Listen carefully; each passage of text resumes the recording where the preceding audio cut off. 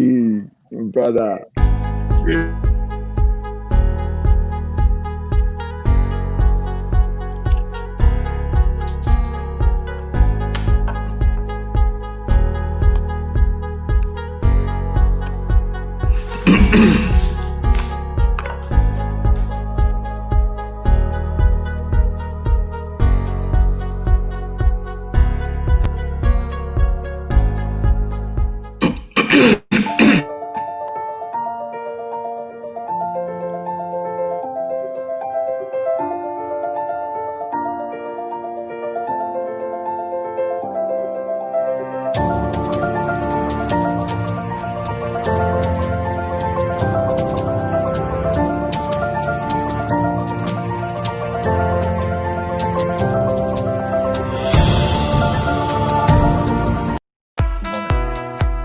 Go.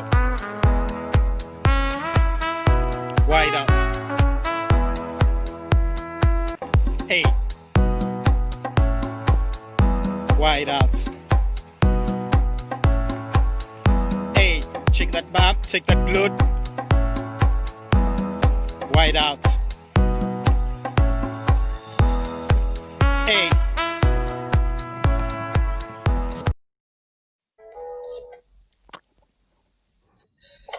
Good evening, good people. Welcome to the Power Hour show, courtesy of Perfect Balance Clinic. It's the show that we are talking runners, we are talking running, all manners and all matter of topics that we entertain on this show. And tonight is no different. Now, this is what happens out there on the track when athletes are developing from entry point, developers and performers. You come into a club and you enter a club environment, and the culture there is that you join a group.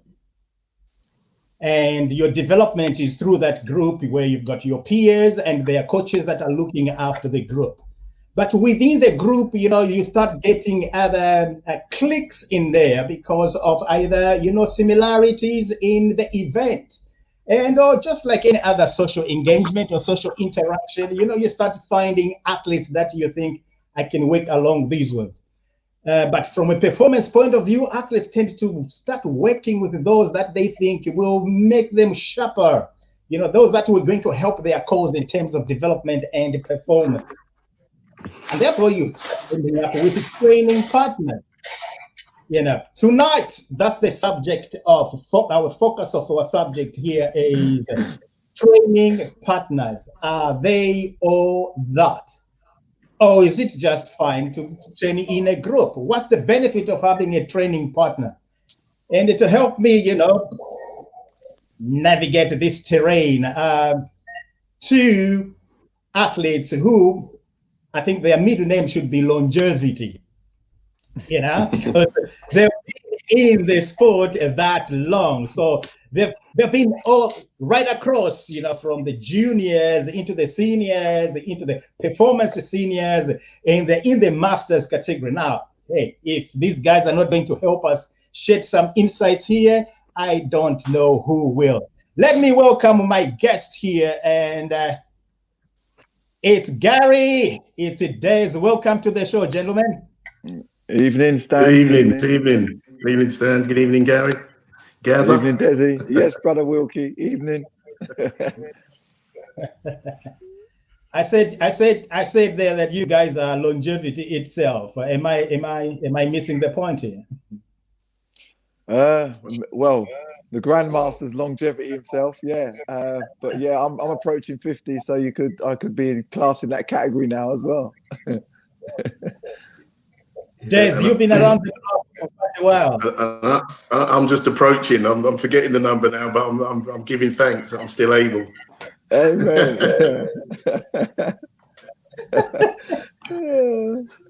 Yes. Just for the sake of our viewers, just to know you a little bit more, those that haven't seen you or haven't heard from you, may I, each one of you in turn. Gary, let's start with you. What's your journey been like? From what? When I started sport or athletics? Yep. Yeah. Well, Yes. Well, yeah, my first recollection of being involved in athletics or having a passion, enjoying athletics, competing and racing would be, I'd say, from when I was about 6, 7 years old. And I competed in like things like school sports days and stuff like that. And I was always successful right up until about the age of 11.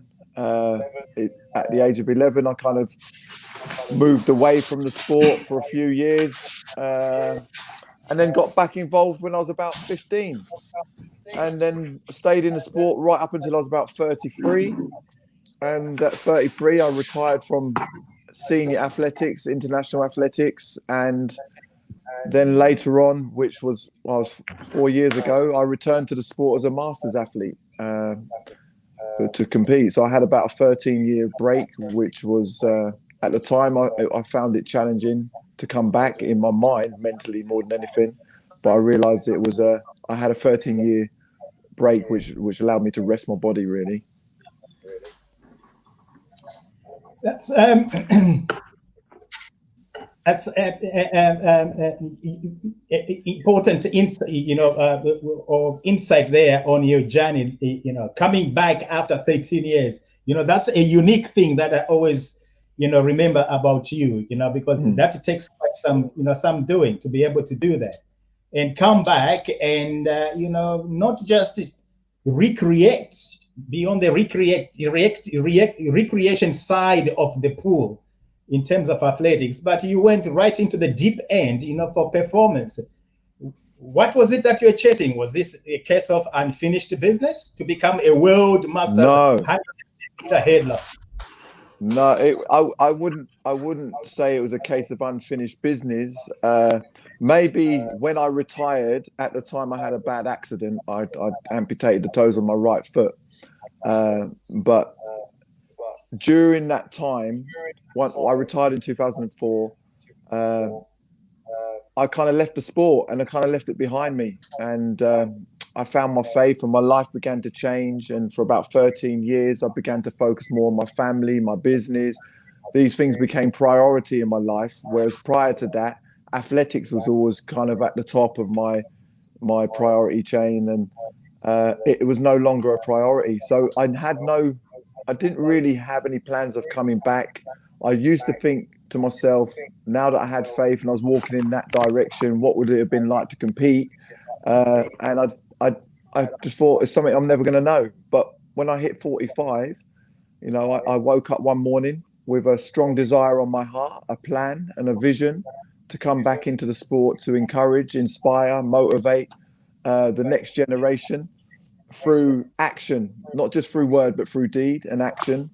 And I was 45, and when I tried to think about it in my mind, I knew the level that I would want to compete at, which would be my very best. So it wasn't a case of just going training once a week and turning up to competitions. I knew for me, I would always be trying to push myself. So I needed to make sure my body was ready. So that year I returned. I didn't really have any goals set out. It was a case of taking one day at a time, putting one foot in front of the other. I quickly realized in my mind, I remembered how to do a lot of things, but trying to get the body to do what it needed to do. It had been in retirement for 13 years. Literally, I hadn't touched a track running wise in that time. So that was a big adjustment, but I took my time. I spent a whole year just conditioning. I did some events, some competitions, but I did it at my own leisure, on my own, with no coach, in my own space, so that I could manage and control how much I trained. I wasn't accountable to any coach or any group to be there certain days, certain times. So that was my first year. And then that began to change in the second year. Then I was able to then set plans. Yeah. Cheers for that, Gary. It's a brilliant story. This comeback story just, does not easy to amaze me. Des, we'll come back and hear a lot more, Gary, about that journey there. How do I follow that? Well, I've had no interruptions. So I started similar to Gary. I mean, doing the school sports at junior school, and just kind of really getting that feel of I was a 100-meter sprinter actually before I became a hurdler, and did very well in that. And I was at the age of about 10, 11. I used to compete against some fast boys from Luton, and normally about third fastest in the town. And then that kind of made me realise that I needed to find another event that I could start winning. But I was introduced to Luton Athletic Club by a sports teacher. I remember his name very clearly, a guy called John Pearson. And that was after probably I was around about 14, 15. And just at that time, we had an inter-regional sports day, and he needed a hurdler. And I'd never hurdled before. I was a sprinter. And he said, Wilkinson, can you go over that hurdle? And we need a hurdler tonight, or whenever it was the next day. So I did, and that was the kind of start of it. I just took to it, I was blessed to take to it like a duck to water. And then I joined Luton Athletic Club at 14, 15. And then my journey started as a junior, where I did the first English schools at Copthall Stadium. Just after that was built in 1977. Anyone is old enough to remember that year?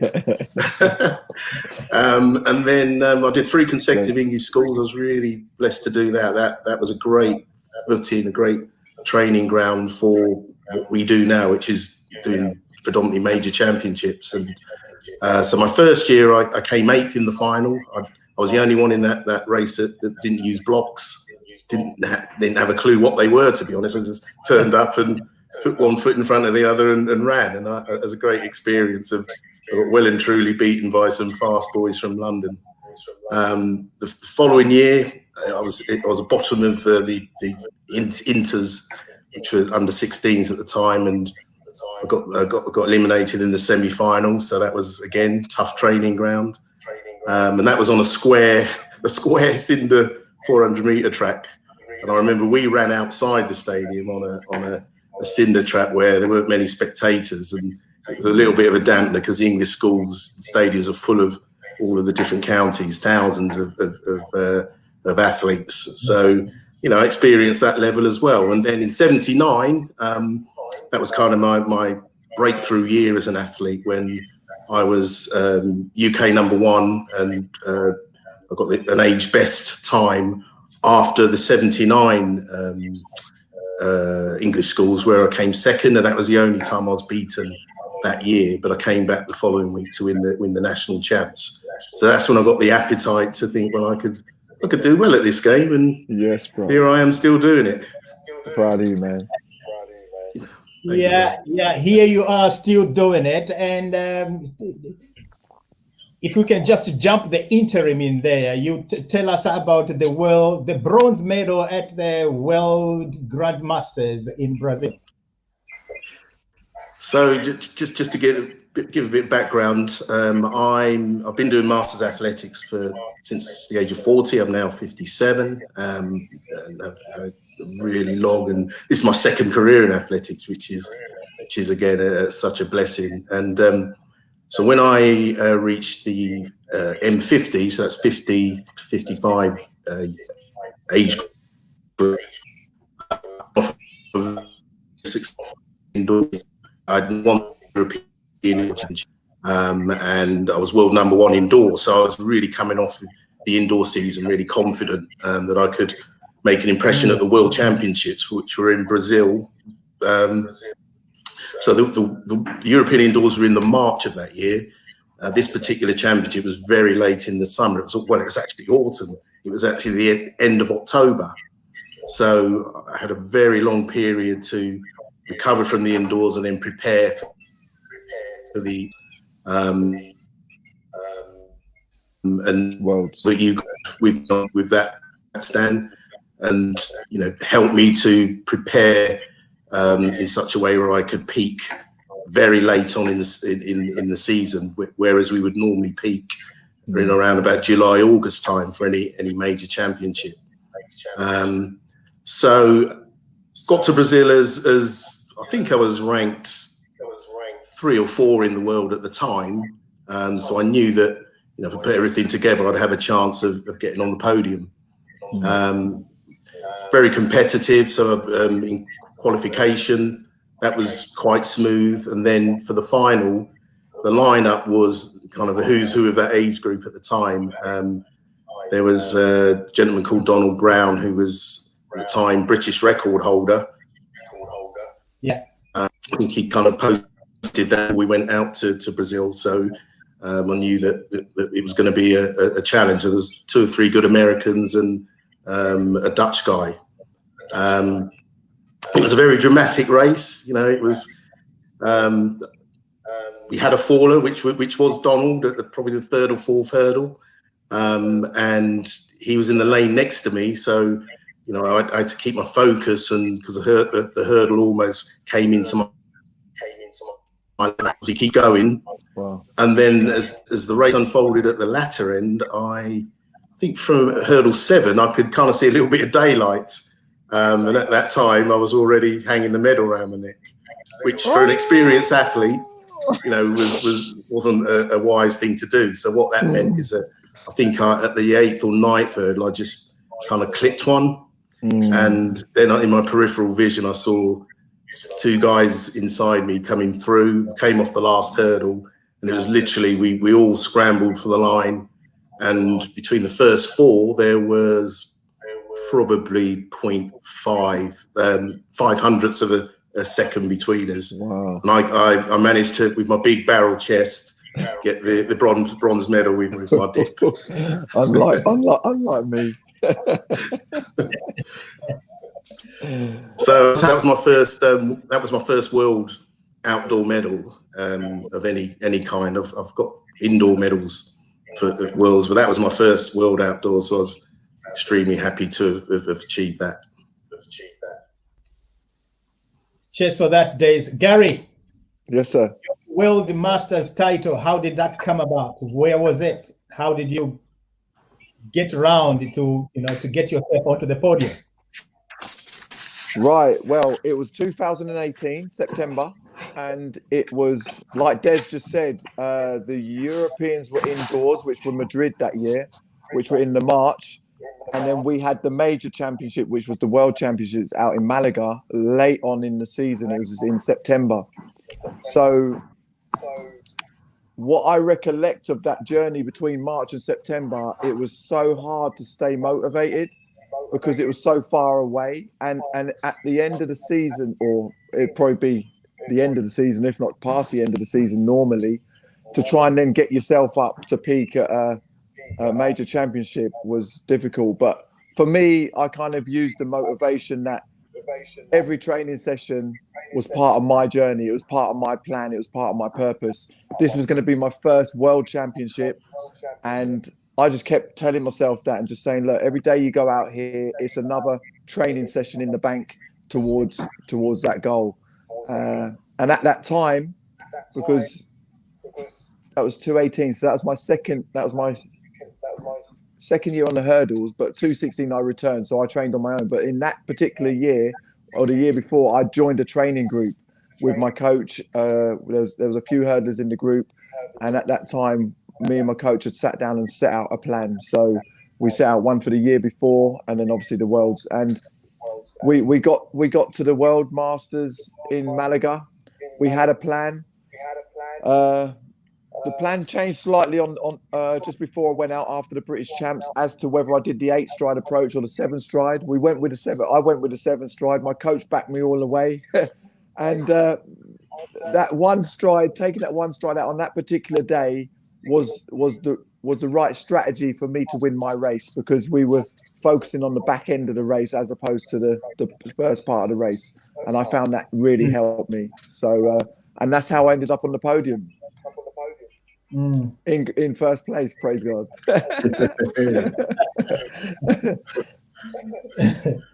All right. Well, some journey, you know, that you two gentlemen have had there, you know, to still medal, to come to a place where you are medaling even as masters, you know, it is it takes quite some personal culture, both training and competition, personal culture, to be able to achieve that, you know, over the period that you have done it and still continue to do that. and pursue world titles, European title, continental titles, still have that hunger. I'm going to get back to it, just to find out, this level of motivation, how do you keep it going for so long? But before we do that, the major story, rather the major theme of our discussion today is training partnerships. I know you two are training partners.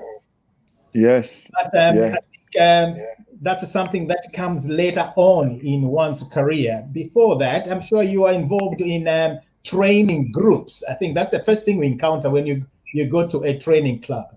And I'm sure you've had several training groups. Would you like just, share with us, me and the viewers, your experiences, what you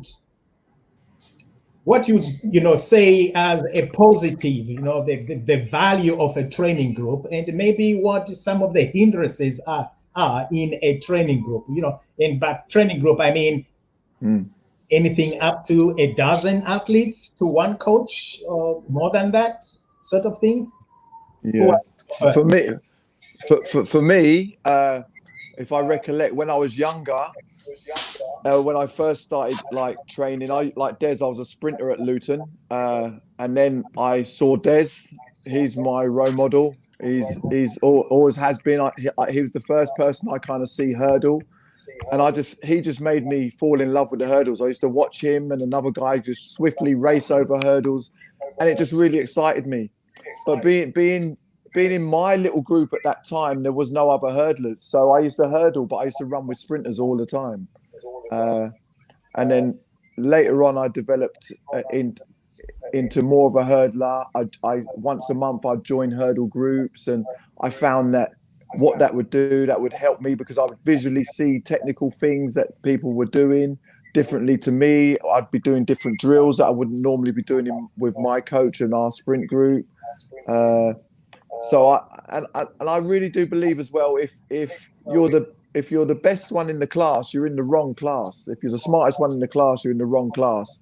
And so for me, I always aspired to be around people that were better than me, people that were wiser than me, so that I could pick their brains, so that I could just watch what they're doing. I wanted to be the best me. And watching Des I was young, I couldn't race him at that time, but I used to watch him. I used to watch and try and learn from him. And then when I used to be around other athletes in groups, like we used to have South of England groups and things like that. And so that for me would give me a lift. And then I joined Shaftesbury when I was about 17, which then catapulted me to another level, because I'm now around elite athletes. Although I was young, I was around elite athletes, and then I joined different groups. Des, what was your experience with the training groups? So when I first joined Luton, similar to Gary, I was in a sprint stroke 400 meter. I was running quarter milers when I first started. So real tough training, tough guys who would, bang out the repetitions of 300s and 250s, 200s, and being new to the sport, I would just do whatever I was told. My coach at the time was a gentleman called Jack Walters, who's still coaching now at Luton. And the mix of the guys there, they were all tough. We had one guy who used to be in the Royal Air Force, and he was like a machine. So it was a tough baptism into athletics, but I think that really helped form and ground me into one of the reasons I'm still doing the sport now is, I learned the basics of, that you have to put the work in to succeed. So I found it really beneficial at the beginning, because I just followed. So if the coach said, you're doing six times 300 meters tonight, it was never in my mind that I was a 100 meter, 110 meter hurdler. That's what I did. This time of year, October, November, to the point where I could run a decent 400 meters. So what that did is that increased my range of what I could do on the track, which I know it benefited my hurdling in terms of hurdle endurance. And And similar to Gary, I used to go to the Southern Counties groups to get the specific tuition, and that was great because, you know, we were all similar types, we were all hurdlers, so we could, you know, kind of rub off each other, and, you know, you were there with the elite of that region, and even national groups, and those are the times where that's where the learning happened. But also psychologically, if we look at the kind of the more negative side of it, and I'm talking of personal experience, if there were athletes there that were, you know, had the elite of the elite there, no matter what anybody would say, those elite athletes, male and female, would form a kind of a clique. They knew that they were the kind of the top men, women at the time. And so the dynamics of those groups were detrimental to some more than others. But in some cases, and I saw it over the years, it destroyed some athletes, and you never saw them come back at that level again. And I think if we're going to talk about the disadvantage of a wider training group, a coach has to be a counsellor. You know, he has to be a motivator. He has to be a coach, and I think it's very important to build relationships with athletes to the level where you're going to get that balance, and you want to retain as many of those in a training group as much as possible, and also allow them to realise that, you know, they set their own individual goals and keep focused on what they need to do, and not get pulled from pillar to post by, you know, trying to mimic others. And I've, over the years, that's one of the things I've seen in training groups that can have a detrimental effect on a lot of athletes. Yeah, I guess you know. Thanks, Des, for sharing that. I guess there is a place where the social capital value of a training group must be praised. And, maybe that is during your general preparation phase of your training period, you know, where you are really relying, you know, on the power of the group to get you through the hard graft that you're doing, if I may call it that, you know, during the winter periods or during the first part of the season. When that has, you know, there's something about, you know, us being as a group that just brings out that a little bit more, gives you just a little bit more motivation, gives you a little bit more persistence, you know, to just last the next rep up, you know, and increase the next rate, as it were. But that seems then to tail off as the season moves on, because I hear you gentlemen saying you needed to go to other hurdle groups for you to focus on your hurdling, because that was not particularly being something that was top of the agenda, you know, in your training groups, you know, which suggests that there's a place for training groups, but there's also a place when training groups might not be so beneficial for every athlete, you know, along the course of the journey. Gary, what's your view on that? Yeah, well, like you said, the training groups in the winter are really good because we kind of all doing the same type of thing, which is just running. We're not really focusing on specific technical, or the ones that are technical, whether they be long jumpers, triple jumpers, shot putters, or high jumpers, hurdlers. And so the crux of the winter training is all about conditioning. It's all about running. And I think that sometimes, for me, from my experience, doing the winter training shows another side to me as a person, as an athlete, because I would run with the sprinters, and predominantly the sprinters, with, like Des said, we'd have to do 300-meter runs, we'd have to do 150 runs or repetitions. And at the time, I recall I used to be when I came back to Luton in 1999, because I was with Shaftesbury Barnet from a young age. I came back to Luton and I was training with a sprint squad, and I remember training with some of the guys. I was a long jump. I'd run 40 meters and jump in a pit. And when Jack Walters, who was my coach at the time as well, said, "Right, we've got 300s tonight," we'd run them. And he says, "I want them in 38, or I want them in 39, or I want them in 40 seconds."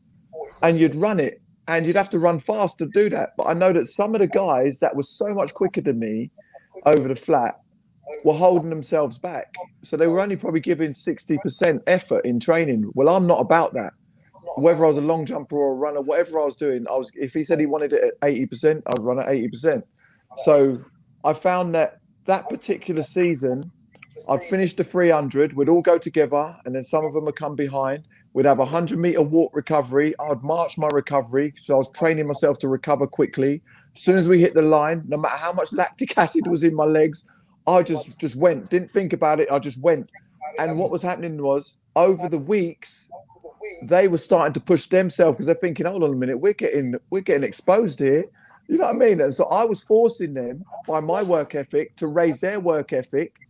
And ironically, that season, I had a great year, but everyone in that group raised their game and had a great year, you know? And I think that's the importance of training groups. But like you said, that side of it kind of drifts away when you become a little bit more technical, more specific to your own event. And so I kind of do miss that in the season because I love to run, I love to sprint, but everything has a time and a place, and the sprinters will continue to do that. But sometimes being a hurdler, it can be a lonely place, because sometimes I might be doing blocks on my own or with sprinters, not other hurdlers, unless I'm around people like Brother Desi, you know what I mean? So yeah, it has its advantages and it has its disadvantages. But for me, that's the main thing. The winter training, you're all on the same kind of hymn sheet. You're all doing the same conditioning. You're all doing the same running. 400-meter runners might do a little bit longer. They might do 250 reps, or we might do 180 reps and something like that. But other than that, we're all doing the same thing. Yeah, no, brilliant stuff there. I'd like to touch on something that Des alluded to, which is the coach is not only there to provide technical assistance, but they are also a counselor, you know, which is something that touches on personal development. Yes. In winter, you're doing what you're doing, which is task-oriented. So the focus is on task outcome. How many 300s are we doing? In what time are we doing them? So the focus is just on the task completion. And maybe not so much how much of it is really paid to personal development. You know, the athlete as a person, how much of that goes on when the focus is so much on the tasks? You know, how many 300s are we doing? How many days? So is there not a variance there? You are developing, there is development going on in terms of these tasks being completed, which is conditioning, i.e. conditioning, but maybe there's not so much attention being paid to the person that's completing this task. What is there, gentlemen? Just before I give my view, when Gary referred to when he was doing those 300s in 99, and he was marching back to do his 4th rep, I was just on my 2nd rep at the time. That's how I was always lagging behind a bit. You joker. I would say that just listen to what you said there, Stan. So the task-oriented training is very good for almost like having that automation of being able to tick each box. So to complete each run, which is going to give you that base, which is going to give you that kind of structure for having that mental strength to break through certain barriers. So I think that's really good kind of training ground for athletes to, you know, if you've got 6 reps to do, you do your utmost best to complete them. And again, you know, adding the benefit of having a group around you, you're more likely to do that with your peers around, rather than if you are doing that session on your own. You know, sometimes, and I've done it, you'll do 5 instead of 6, you know, when the lactic set in. So that's the real benefit of training in a group when you're preparing for the more specifics that come later on. So when it comes to that time of the specifics, and I'll use hurdling as an example, this is where the coach-athlete relationship then becomes more focused. and you then have to start drilling down into that level of communication where, the coach athlete have to work in unison in terms of what the goals are and what the coach would like out of the athlete to get to where, as a team you want to get to. So that's really, really important kind of psychological benefits come in from both sides. And then, when you are doing that specific work, that it's for a particular reason, and that the coach's input is very important. So you've got to be in tandem, and you've got to work as a cohesive unit rather than just going out and putting the runs in. So there is a finite transition, and it's a very important one. And sometimes I think it does get overlooked because the level of communication from the coach transferring to athlete has to be absolutely clear and transparent. Otherwise, you're going to lose a little bit of what you're both striving to do. Yeah, indeed. Gary, come back here. I'm here. It's my little boy. He's just asking me for something out of the fridge. He can't reach it. So get your sister. She's in the bath. Right. What's your own experience with that position there? Which is the variance between developing the athlete and developing the person during the winter period. Yeah. From a personal point of view, I think when I'm in a group, it's different. When I'm with, when I was a hurdler, I was with a hurdles coach. She was my hurdles coach, although we did sprint work. And so she would sit down and say, what do you want to achieve? Or she'd tell me, this is the plan for the year. We want to go to the 3As. We want to do this. We want to do that. And I'll be like, okay. And then she'd set the plan, and then I'd just do the training. Like they said, just go out there and just do it. But what I've noticed recently, or in 2017, my coach, one of the coaches up at Luton, he actually had one-to-ones with people individually, so they could set different types of plans individually. So that wasn't something I'd really experienced myself before. And I thought that was really positive because each of us are different. Bear with me a second. Can you? So each of us are different, and we all have different types of personalities. We all absorb information differently. We all kind of do things differently. And I think a coach's job is quite hard because they have to navigate around all different personality types. You could talk to me and deliver something to me, and I take it and run with it and give it to someone else, and their response will be completely different. They process it differently. And I think a coach's job's a lot harder than an athlete's job. You know what I mean? But yeah, from a personal point of view, I learned that over the last couple of years, coaches are more geared towards personal plans as much as they have the conditioning side of it for everyone if they've got a group. But they do kind of pull you to one side or sit down and talk about personal plans. I didn't really experience that back in the day, only when I was with my hurdles coach. Yeah.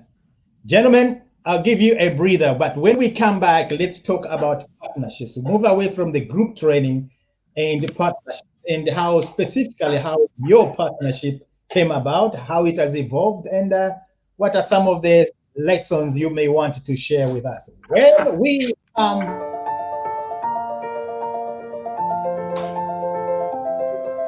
You all right? Demi? Oh, can you grab him a yogurt out of the fridge? Show Demi what you want, please.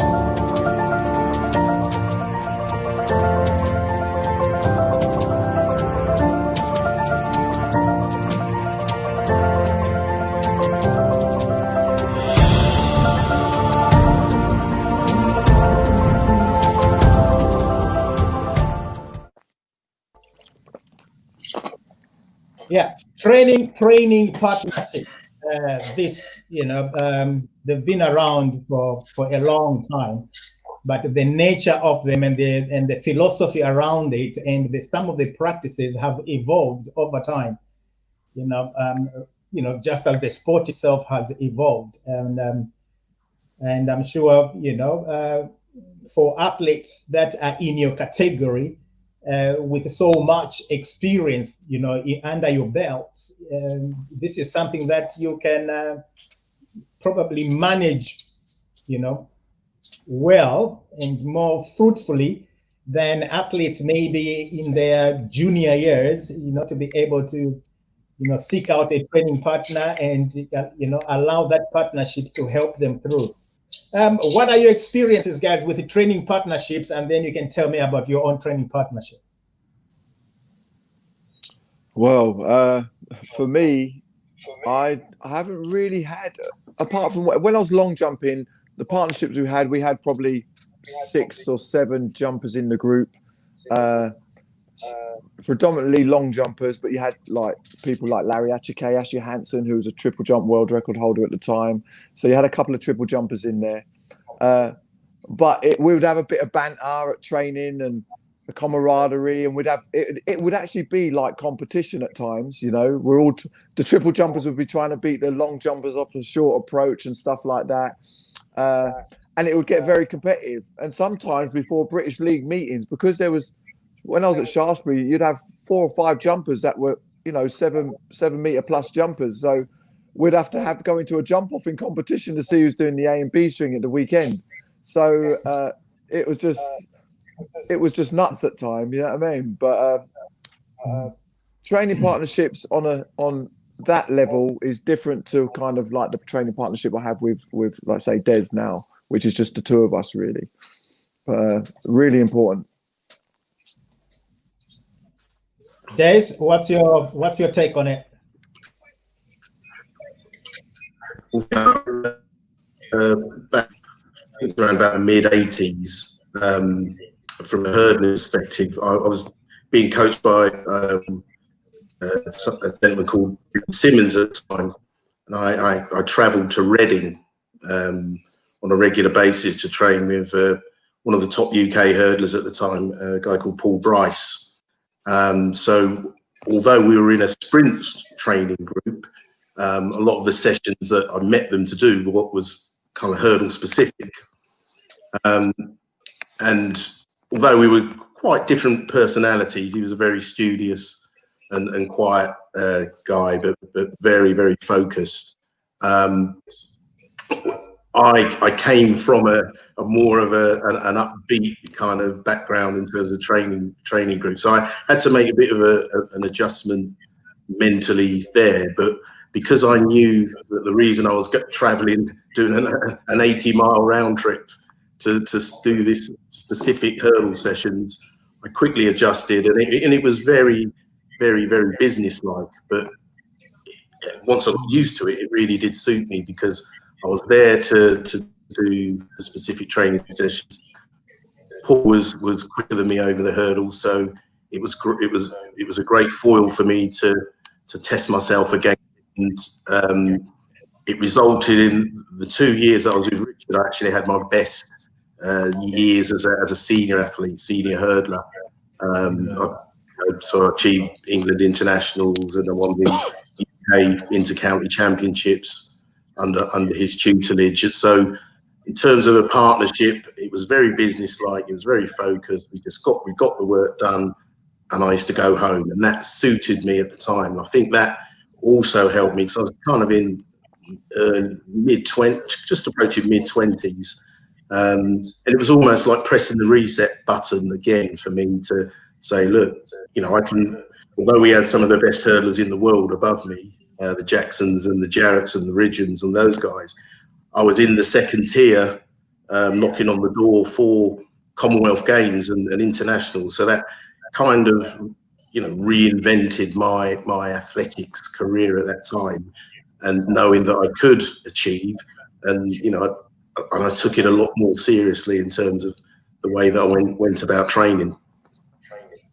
And then I'm now, I have the pleasure of training with Gary on a regular basis, and when Gary came back into the sport, again, I was beginning to lose my way a bit as a masters hurdler, and in life in general. And so the timing of Gary coming back, and when he kind of established himself after a year, I'll never forget the time that we made that commitment to train together from a hurdles perspective.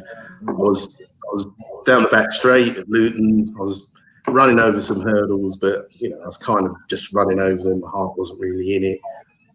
I had quite a string of injuries.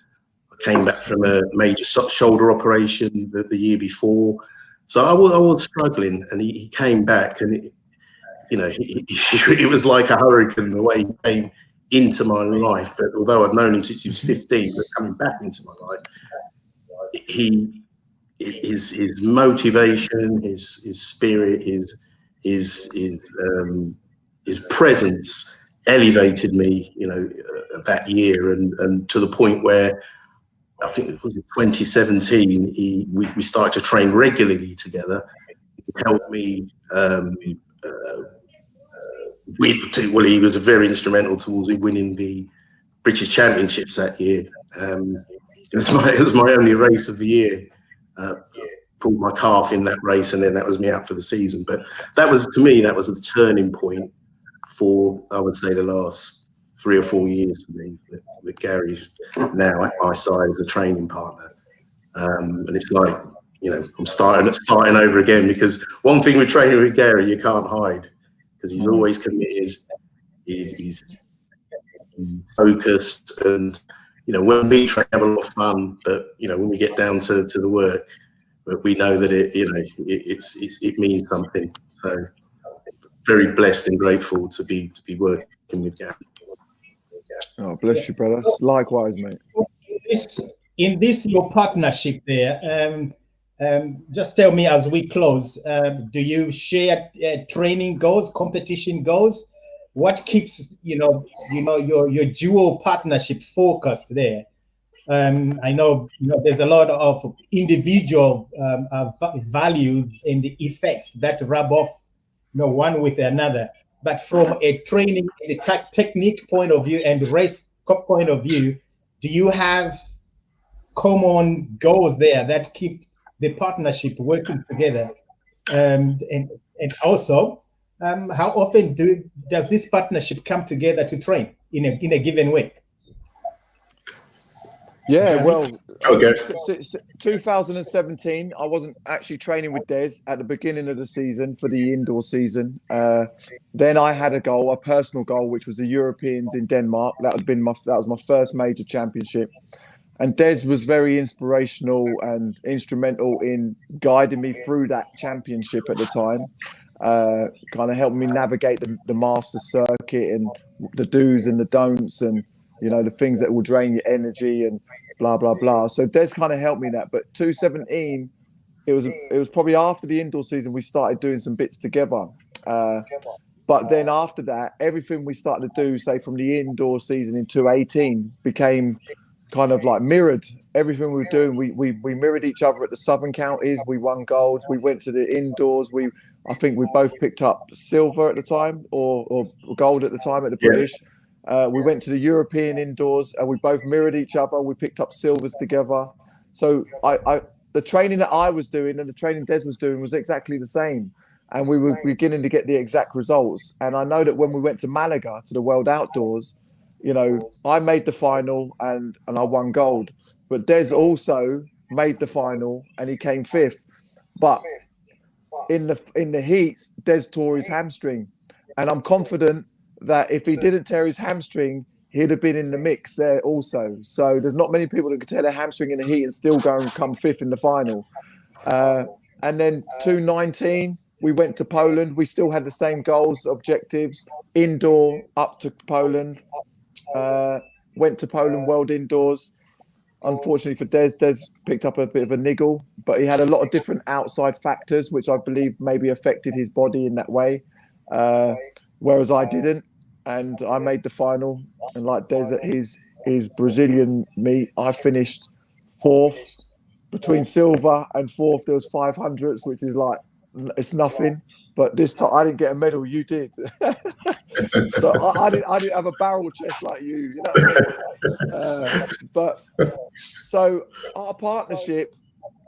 What I find with Des and I, we have, you know, there's not often you can get two world champions training together, doing the same event, being driven by the same spirit, still having them goals, them aspirations. And I think that iron sharpens iron, you know, wood can't sharpen iron, nor can plastic sharpen iron. You both need to be made of something still. And for me, Des has always been that kind of mentor, role model, someone I've aspired to be like. And that's helped me. And I'm a natural encourager. And so what I do is I encourage Des, I motivate him to be the best him. There's days when I feel a bit down or can't be bothered and he'll lift me up. And that's what we kind of do. We lift each other up during our training sessions. Even in the week, if we're not training, we're encouraging each other outside of that. If one gets a niggle, we're building each other up. We're constantly feeding each other positivity.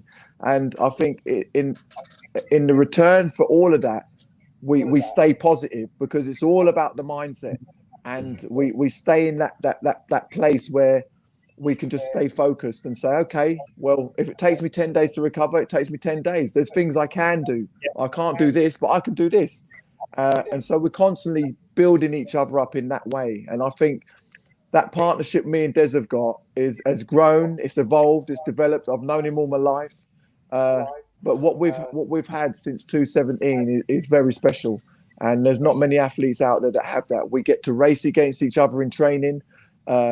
If we go from the same line, then it gives me something to chase, or it gives Des something to chase. Or if I put my hurdle, my start back, we're always bouncing off of each other and making it. But fortunately for me and Des, we're on the same height hurdles from next year, so it will put us on more of an even keel.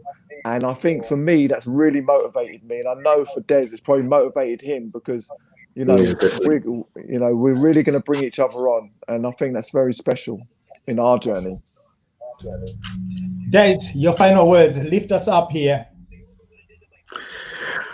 I just give thanks to God, you know, because as I said, I lost my way 3 years ago, and you know, Gary came back into my life, and I just thank him for the longevity, and I thank him for I'm still able to do the sport, and you know, it's most of my life that I'm passionate about. And I just encourage anybody, you know, and if they believe in themselves, if there's something they want to pursue, just give it your best shot. Get the right people around you. It's very important to, you know, seek the people that are going to lift you up, are going to motivate you, and are going to take you out of your comfort zone, and just enjoy it. Just have fun and you know, be the best you. Amen. Gentlemen, what's left for me is to thank you for coming on the show, and especially for sharing, you know, so generously, you know, your kind words about each other, about the sport, and generally just sharing all the experience that you have had over the years in the sport. I must say thank you very much for doing that. Gary, Des, you gentlemen, yes, you are super duper. Thank you, Stan. Once again, thank you very much, sir.